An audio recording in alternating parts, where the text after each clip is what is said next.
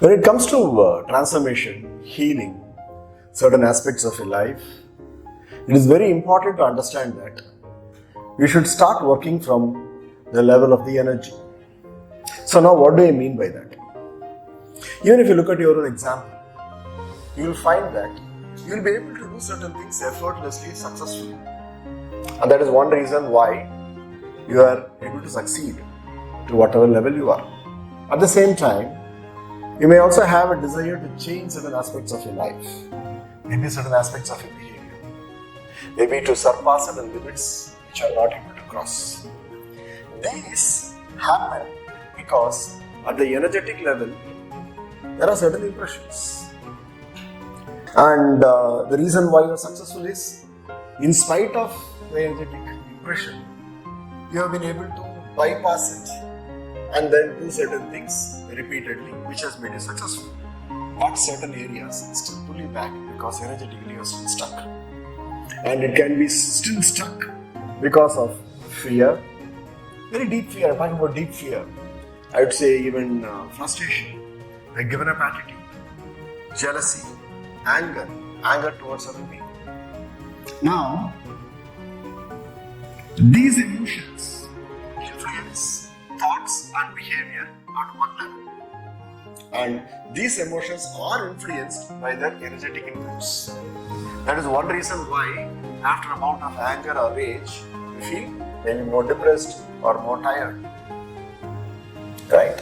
And if we need to overcome that, sometimes it becomes very difficult to think and change that. When I say think and change that, if you're talking about a normal counseling process or a normal training program where we try to understand where it started, when it started, and if you try to change it, it becomes very difficult because the roots are very deep and very diverse. You just don't know. And when you look at, I would say, the yogic psychology, it says you don't know because it has been there for millions of years.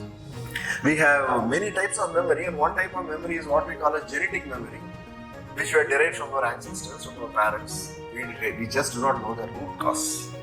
And there is what we call as evolutionary memory, which means you have evolved to be where you are, or we have evolved to become human, from animals, maybe from plants. We have that memory.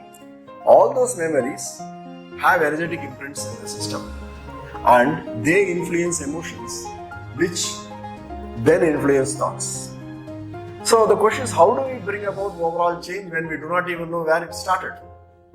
That is where healing comes into place. When we're talking about healing, we're not actually trying to solve the problem, find where it started. In fact, we're not even worried about your desire also, because they say desire is also because of a challenge. Maybe desire or certain strengths are happening as a reaction to certain weaknesses. And that is one reason why, irrespective of how much however strength you may have or how strong you may be in certain areas, you are not able to really go beyond certain limitations. Because this is a reaction of a negative, I would say, a weakness. So when we talk about healing, we are trying to completely transform the full nature of the mind itself. We are trying to transform the complete energetic imprints within a certain period. On one hand, we approach it logically, cognitively, by understanding what is my thought, what is my emotion, where it started. That's only 5%. The remaining 95% is there very deep. And it is, I would say, like a soup, a thick fluid soup. And it is that which has to be changed, which has to be transformed.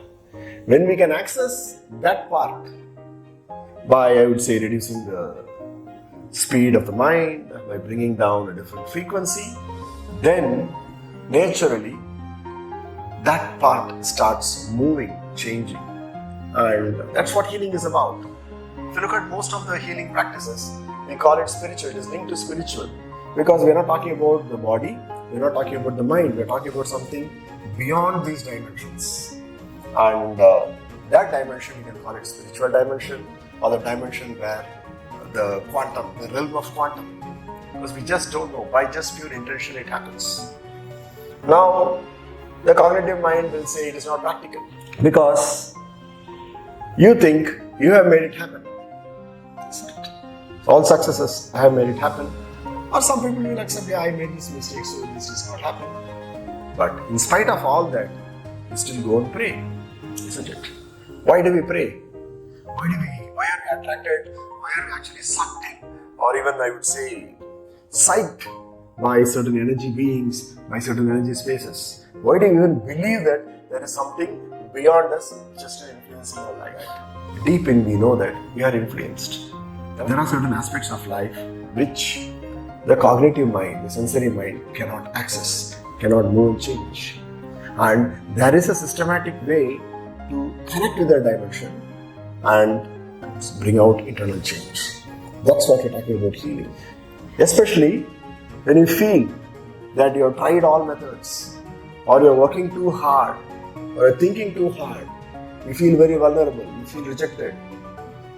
And when people around start looking at you and wondering what's happening to you, or you start looking at others and say what's happening to him, especially if it's within a close family member, then it's important that we understand and realize that there is a deeper aspect which has to be cleansed and transformed. That's what we're talking about, healing. Thank you.